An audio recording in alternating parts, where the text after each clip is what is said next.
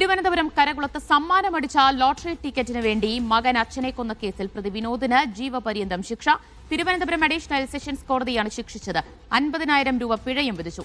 2022 May 19-നാണ് lottery കച്ചവടക്കാരനായ ആന്റണിയെ മകൻ കൊലപ്പെടുത്തിയത്.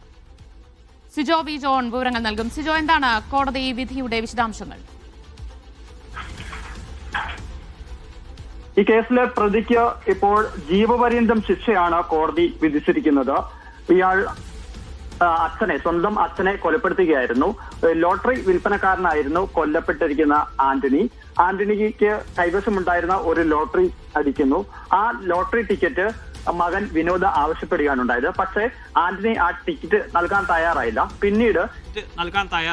പിന്നീട് വീട്ടിൽ നിന്ന് പുറത്തുപോയി വീട്ടിലേക്ക് മടങ്ങി വരുന്ന വഴിയാണ് ഈ ആന്റണിയെ വിനോദ് റോട്ടിൽ വെച്ച് മർദ്ദിക്കുന്നത്. ആ വീട്ടിലേക്ക് വലിച്ചിഴച്ചു കൊണ്ടുപോകാനുള്ള ശ്രമവും നടത്തുകയും ചെയ്തിരുന്നു. അപ്പോൾ സമീപമുണ്ടായിരുന്ന ഒരു ഇരുമ്പ് പൈപ്പിൽ പിടിച്ച് ഈ വിനോദിന്റെ അച്ഛൻ ആന്റണി നിൽക്കുന്നു. അപ്പോൾ അവിടെ നിന്ന് വീണ്ടും മർദ്ദിച്ച് വലിച്ചു പുറത്തേക്ക് കൊണ്ടുപോകാൻ ശ്രമിക്കുകയും വഴിയിലുടനീളം ആളെ മർദ്ദിക്കുകയൊക്കെ ചെയ്യുകയാണ് ചെയ്തിരുന്നത്. പിന്നീട് അവശനായ ആളെ അവിടെ ഇട്ടിട്ട് പോകുന്നു.